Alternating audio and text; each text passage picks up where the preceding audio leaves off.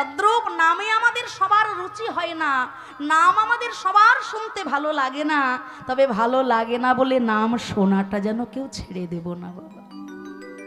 খারাপ লাগলেও কষ্ট করে শুনবো আমরা নাম, আর নাম শুনতে শুনতে শুনতে শুনতে ওই নাম যেদিন আমাদের সবার কানে মিষ্টি লাগতে শুরু করবে, সেই দিন জানবো মায়ারূপী পিত্তরোগ আমাদের জনমের মতো দূরীভূত হয়ে গেছে। তাই গৌর হরি বল।